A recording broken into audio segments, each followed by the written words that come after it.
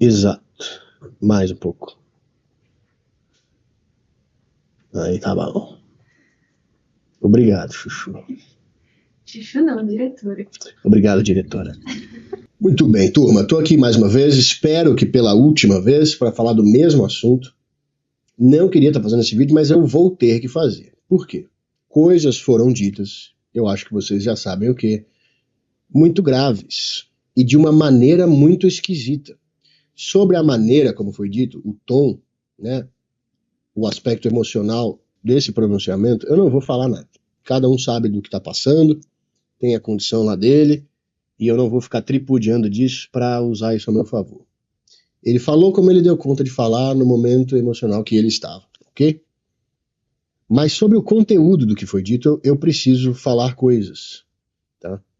As coisas foram faladas de uma forma emocional e bastante distorcidas. Algumas são só mentira mesmo, outras são meias verdades, porém bastante distorcidas, obviamente, para ficar mais feio pro meu lado, certo? Então, por isso, eu estou aqui para falar exatamente tudo o que aconteceu com todos os detalhes. Por que você não falou no primeiro vídeo isso, Thiago? Por que você omitiu essas coisas? Como eu falei, essas coisas estão correndo dentro de um processo criminal por ameaça. E legalmente falando, não é bom ficar citando detalhes do que está ocorrendo dentro da justiça, sobretudo criminalmente. Mas, já que essas coisas foram escancaradas para o público de uma maneira distorcida, eu vou ter que vir aqui e falar de fato o que aconteceu. Sem tentar deixar bonito para o meu lado, tá? Então, o que exatamente aconteceu? E qual foi o meu problema com isso tudo? Bom, lembrando, cara adulto, cara com filho, cara com mulher, cara com família, cara com conta para pagar, cara com trabalho, com uma vida para se preocupar, com vidas de outras pessoas para se preocupar, inclusive uma dessas vidas com uma condição que não é fácil. Isso tem que ser levado em consideração. Este sujeito saiu, né, do canto dele e veio sem me seguir, sem nada, ele não me segue, ele veio voluntariamente digitar: você não é homem. Essas provocação. Por isso que você usa bomba, por isso que você usa testosterona, porque você não é homem e o seu ego é muito grande, né? Na intenção de provocar, cutucar, causar dor, né? Ele, né?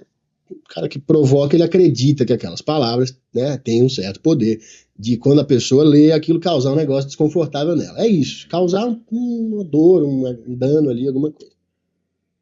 É óbvio que se eu fosse responder todo dia, cara, toda desinformação tem hate, tem mensagem chata, até o conteúdo que eu posto sobre saúde mental também tem gente que torce o nariz, como assim? Isso aí tá tudo errado.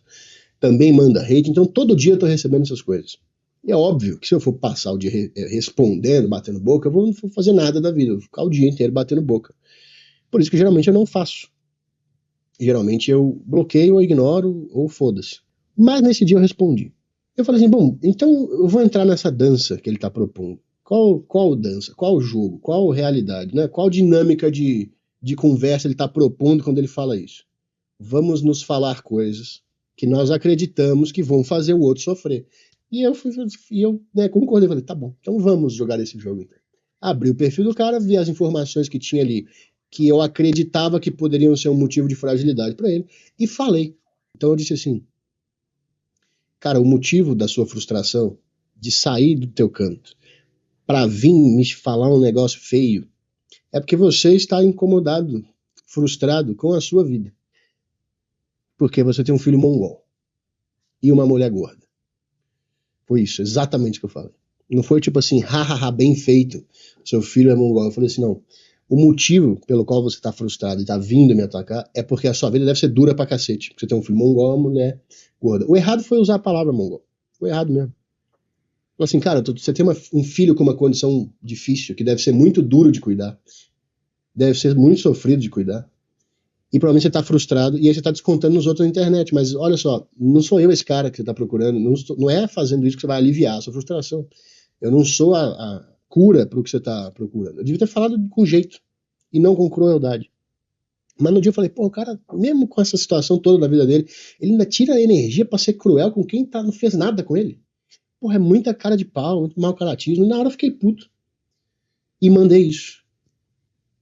E o cara, ele Em algum determinado momento, ele até admitiu, ele falou assim, você não sabe como é difícil ter um filho com essa condição, é muito frustrante. Eu falei, pô, então tá aí, pô, é exatamente isso. Só que a palavra que eu usei, mongol, é óbvio que no momento era aquele jogo. O que eu acredito que ao ouvir, ele vai ficar sentido, que é o que ele tentou causar em mim. Você está tentando causar isso nos outros por aí, que não te fizeram nada.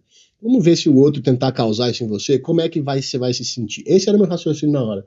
Foi certo? Óbvio que não. É óbvio que eu poderia ter ignorado, como eu faço diariamente com, às vezes, mais de 10, mais de uma dezena de hate, mas geralmente uns 2 ou 3, todo dia, sempre tem. E como eu sempre faço, de ignorar e falar, tá bom, meu ego é grande, cara. Isso, eu não sou homem, é isso. Nesse caso, esse cara, eu fiz questão de falar.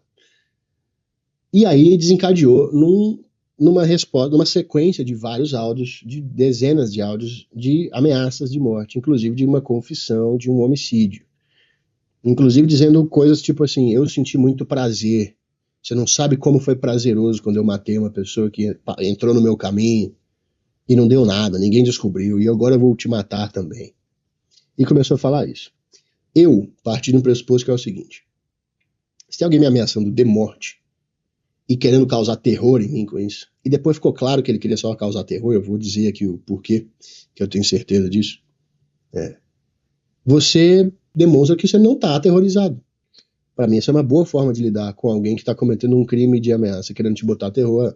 Demonstra que você não está aterrorizado. Ou bloqueia o cara, ou tripudia daquela ameaça, né?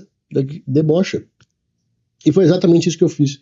E a distorção lá no áudio, que vocês sabem de quem, foi assim, que eu fiquei dando uma de machão e batendo de frente com o cara para dar uma de machão. E do jeito que ele coloca lá gritando, então vem, então vem me matar, então eu vou te matar também, tipo umas coisas assim. Aquilo é da cabeça dele, porque tudo que eu mandei foi de texto. Então essa interpretação verbal que ele deu, com aquele tom, era a realidade emocional dele naquele momento. Do meu ponto de vista que eu mandei, era só deboche, assim, ó. Vou te matar, vou descobrir onde você mora, vou te matar. E eu falando assim, então tá bom, ok. E aí o cara mandava assim, mas eu vou mesmo, você tá ferrado, agora você vai morrer. Então eu vou morrer mesmo. Aí ele, então você vai ver, vou chegar aí. Aí eu falava, ok, estou aguardando. É isso, não tava medindo força, batendo de frente, xingando, nem sendo machão, nada disso. Era só assim, ok, então eu vou morrer então, cara. Então você vai me matar e eu vou morrer. Então você vai me matar. Ok. Aí ele, mas eu vou mesmo. Ok. Quando que eu comecei a desconfiar que o cara não ia fazer nada de fato?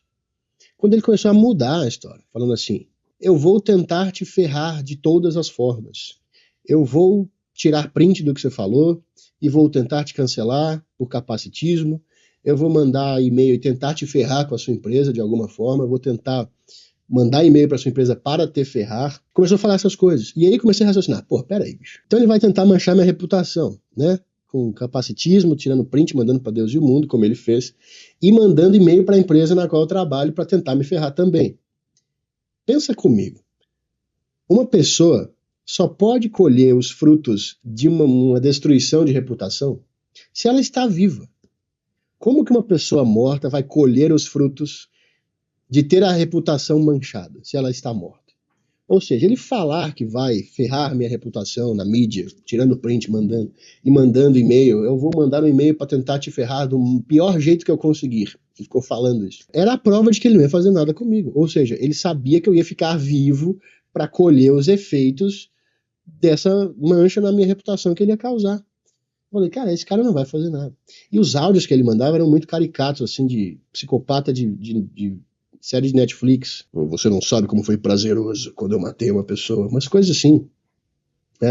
Eu não sei se ele é de fato um homicida, mas se ele teve pelo menos a pachorra de inventar essa mentira que matou alguém para botar medo em alguém, ele é irresponsável pra caralho. Inclusive com o próprio filho que tem essa condição. Porque ele sabe que ele tá confessando um crime e cometendo outro ao ameaçar de morte, então ele pode ser preso, que pode prejudicar o filho dele, porque ele banca o filho dele. Então essa preocupação toda de chamou meu filho disso e daquilo, era meio, sei lá, meio esquisita, porque ele mesmo tava disposto a colocar a própria integridade do filho em risco. Eu comecei a falar, pô, então eu tô diante de um maluco mesmo. Não é só um cara que vai me provocar, é um cara com um problema mesmo. e que vai agora tentar ferrar, né? Vai grudar em mim e vai ficar lá, olha que ele falou do meu filho, não sei o que, não sei o que. E aí eu falei, cara, olha só, essa é a minha última mensagem pra você, então você vai me matar, essa é a minha última mensagem. Ok, falou aí. E restringi ele. Não bloqueei para eu conseguir ter acesso a voltar ali, scrollar as mensagens, dar play nos áudios e gravar a tela para enviar de prova para a polícia. Então restringi ele para ele ficar na caixa de spam lá e não aparecer mais para mim. E toda essa interação foi minutos. Não fiquei me digladiando, ele foi minutos, tá? E depois ele mandou esse e-mail que ele prometeu para mim que ia mandar, o e-mail para a empresa, dizendo que ia tentar me ferrar com a empresa. Como? Dizendo para a empresa que ia cometer uma loucura, matar todo mundo, para a empresa olhar para mim e falar, o Thiago está causando problemas. E aí ele me prejudicaria, porque a empresa ia olhar para mim com esses olhos de ele está causando problemas. Então ele ameaçar no e-mail da empresa era para causar esse efeito da empresa olhar para mim e falar, olha, o Thiago causou uma ameaça. Mas não que ele ia fazer algo, ele queria causar o efeito da empresa olhar para mim como um problema. E ele conseguiu. Nesse momento a empresa olhou para mim, que era na hora que a empresa tinha que ter tido união. Quer dizer, tem uma pessoa maluca ameaçando de morte, cometendo um crime contra um de nossos funcionários. Vamos perguntar a esse funcionário se ele está bem, ou se ele, o que aconteceu. Você está bem? Você está se sentindo seguro? Se está acontecendo alguma coisa? Você respondeu ele? O que você falou? Por que aconteceu? Tipo, não teve nada. Eu não falei nada. Tipo, ninguém me ouviu nessa história inteira. Por outro lado, o sujeito do áudio, né, o dono, o chefe da empresa, ligou para esse sujeito homicida, tipo, confessou que tirou a vida de um ser humano. Ligou para ele e ficou 30 minutos amenizando, botando panos quentes nas feridas emocionais desse sujeito. Tipo assim, desculpe, como se ele fosse a vítima da situação e como se eu fosse o problema. Aí o que se sucedeu? Essa pessoa que recebeu o e-mail de ameaça decidiu que não ia ter o programa na quarta. Já avisei, a mensagem foi assim, já avisei todo mundo que não vai ter programa. Isso é uma questão prática. Numa empresa, quando alguma pessoa dá um comunicado que não vai ter isso, essa decisão veio de cima para baixo. Portanto, a pessoa que tomou essa decisão tem que ter uma autoridade para tal. E foi isso que eu falei. E aí a resposta foi, não é nenhuma questão de tomar decisão. É porque é melhor para o programa. Tá, mas calma aí. Todo mundo, se na sua concepção todo mundo está correndo risco, você pode recomendar que a gente não vá, isso é direito seu. Eu sugiro que vocês não vão. A partir do momento que virou uma decisão, isso só pode ter sido vindo de um superior, o que não é o caso. Então tem alguma coisa errada acontecendo aqui. Esse foi o meu posicionamento. Né? Imagina uma empresinha pequena de Xerox, e aí tem a mocinha que fica na impressora, a menina que entrou lá e tá com o uniformezinho da empresa tirando o Xerox. Alguém liga e ela atende e fala, vou matar todo mundo dessa empresa. Não tem como, não faz sentido. Todo mundo sabe disso. Isso aqui não é nenhuma teoria que eu estou inventando. Isso aqui é a realidade. Ela não tem como virar para o lado e falar, ninguém vai vir amanhã trabalhar. Não, você comunica o que foi falado na ligação, a ameaça. E aqui quem toma a decisão, toma a decisão. Isso não é nenhuma loucura que eu estou falando. Isso é o normal. Né? Se essa pessoa, essa menina do Xerox, ela escuta essa mensagem e fala, ninguém vai vir trabalhar amanhã. Se ela teve a disposição, digamos assim, o ímpeto de falar isso, é porque ela no mínimo se sente na posição de dar essas ordens. Isso também é óbvio. Ela está se sentindo, apesar de não ter, ela se sente na posição. De alguma forma, alguma coisa a faz sentir legitimada a tomar decisões por pessoas que teoricamente são equivalentes na empresa, que ninguém falou, na minha ausência essa pessoa vai mandar, na minha ausência fulano vai... Né, isso não foi dito. Então, a princípio, todo mundo ali, né, ninguém decidia. E aí eu mostrei todas essas conversas, né, com o ameaçador, e mostrei que o negócio estava caricato. Usei essa argumentação, falei, porra, bicho, ele vai manchar minha reputação para eu ficar ferrado, eu vou colher os frutos disso vivo, né? Se ele vai me matar e vai acabar com a minha vida inteira, não faz sentido manchar minha reputação, porque morto tá morto. Ele não sofre reputação, ele não fica, ai meu Deus, minha reputação, porque ele está morto. Então é a declaração dele que ele não vai me matar, ele tá querendo botar terror. Isso até é mais um dado pro sujeito que ficou falando assim, eu tô recebendo ameaça de derrubarem o meu site. Cara, quando derrubaram o site, ninguém avisou. Se o cara tem a intenção de fazer alguma coisa, a intenção real de fazer uma coisa, e os meios para fazer essa coisa, ele faz a coisa. Ele não avisa. Como aconteceu quando o site foi invadido e foi derrubado. Foi exatamente assim. Ninguém avisou, o site só caiu. Então, quando o cara avisa, eu vou derrubar o seu site, ele não tem um meio para fazer isso, ele não tem condição, ele não consegue fazer isso, mas ele quer causar em você o efeito emocional de você pensar que isso vai acontecer, por isso que ele está ameaçando. Ou então ele não tem real intenção de fazer isso, ele só quer te provocar, te fazer sentir medo. Quem vai matar alguém, gente, tem o objetivo que a pessoa morra, certo? Então ele quer o máximo de chance possível daquele assassinato dar certo. Por que ele ia avisar que vai fazer se isso é uma coisa que diminui as chances do sucesso daquele assassinato? Se a intenção dele é de fato tirar a vida, por que ele vai dar uma informação que diminui as chances do sucesso daquela coisa, do assassinato? Eu tentei explicar isso e falar, cara, ele não vai fazer nada, vamos fazer o programa. E a pessoa continuou medindo força. Não, não vai ter programa. Não vai ter programa e pronto. Bom, se um funcionário normal, que não é chefe, se sentiu no direito de sair dando ordem, então tá liberado. Então eu também vou dar ordem. Eu falei assim, bom, se você tá dizendo que não vai ter programa, então eu tô dizendo que vai ter. Foi exatamente o que eu falei. E aí eu ainda conversei com um integrante do programa, um integrante da bancada. Olha, é isso está acontecendo. E a pessoa falou comigo e eu tenho prova disso. Cara, eu não acredito que esse cara vai fazer nada. Eu mandei essas coisas para ele e a pessoa entendeu prontamente que era uma palhaçada e falou assim, cara, é óbvio que esse cara não vai fazer nada. Só que eu tô grilado de contrariar a ordem. Eu falei, mas meu Deus do céu, que ordem? Não, a pessoa que dá as ordens não tá aqui, tá viajando, tá se cuidando lá. Não vamos encher o saco dele com isso. A gente pode resolver isso aqui. Tem uma pessoa que tá recomendando que a gente não vá fazer o programa porque ela sentiu medo. Agora, se a gente decidir que a gente faz, né, não havendo perigo para ninguém, como tá comprovado aqui nas mensagens desse cara que eu tô te mandando, não havendo perigo para ninguém, o programa continua porque é o normal, não é porque eu tô impondo que vai continuar. É tipo assim, não havendo nenhum impedimento, o programa continua. Então vamos lá fazer o programa. Só que essa pessoa que foi contrariada estava muito brava e medindo muita força. De não, eu tenho que ser acatada assim, a minha ordem vai ser acatada. E fez o que fez. Aí apareceu de fato a pessoa que de fato manda e reforçou a ordem dessa pessoa. Não, não vai ter programa mesmo. Vocês vão ter que obedecer o que ela mandou. Não vai ter programa. E sem me perguntar o que aconteceu. A pessoa que era digamos, o protagonista daquela história, que sabia de todas as informações de modo completo, sem ter recebido só um e-mail com a versão de uma pessoa se fazendo de vítima. Eu não fui perguntado em nenhum momento para tomar essa decisão, não vai ter programa. Então a decisão de uma pessoa, que era teoricamente só um funcionário, vale mais do que a de outros e está errado, ponto. Se o chefe aceita isso na frente dos funcionários, isso está errado. E aí eu falei, pô, isso é um desrespeito. Eu vou lá no estúdio e vou fazer uma live. Aliás, eu falei que eu ia fazer uns stories. Vou fazer uns stories lá de dentro do estúdio e falar, pessoal, ó, tô aqui no estúdio, não morri.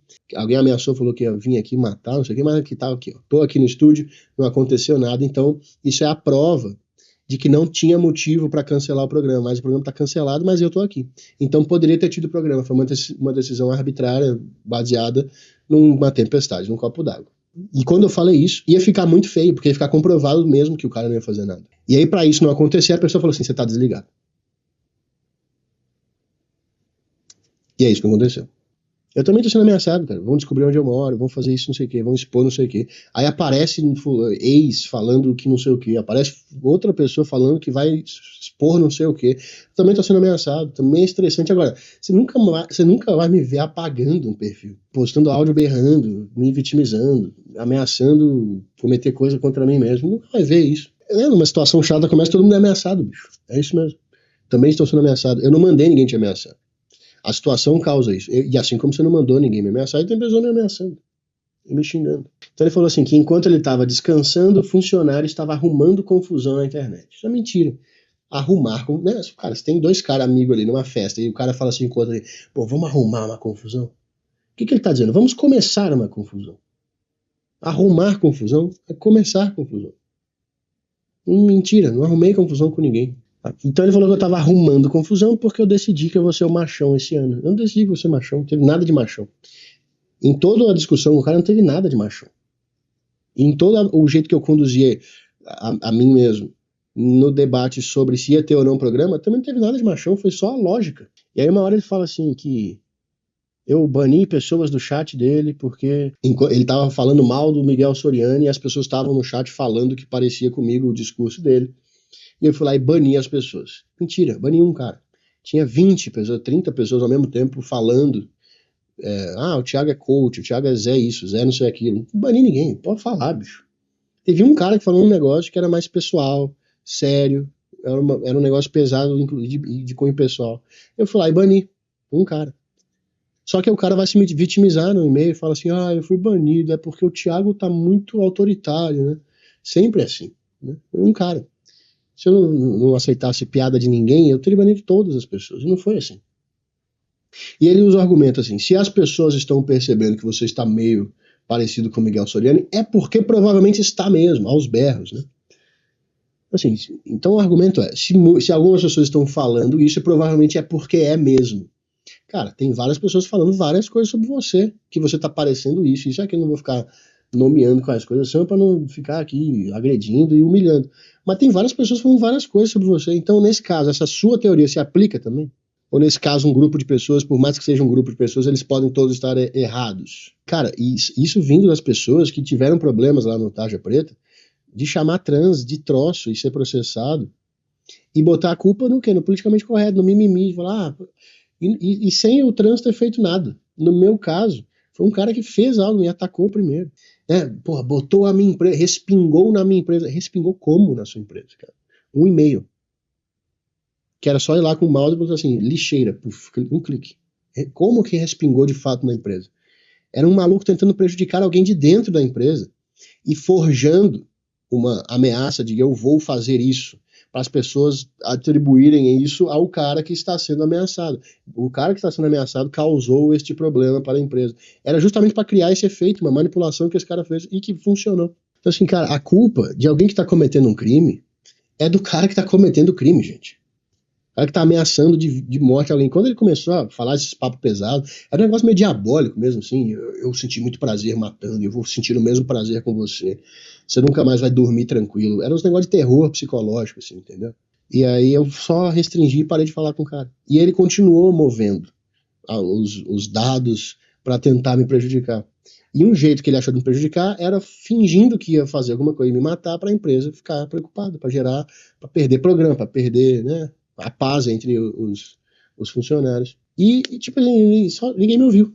Ninguém viu minha versão da história. Eu tô contando ela pela primeira vez aqui. E aí eu comecei a achar absurdo mesmo. Pô, o cara homicida, confesso. O cara tirou a vida de um ser humano. Ele foi ouvido por 30 minutos e foi, calma, desculpa, não fique assim.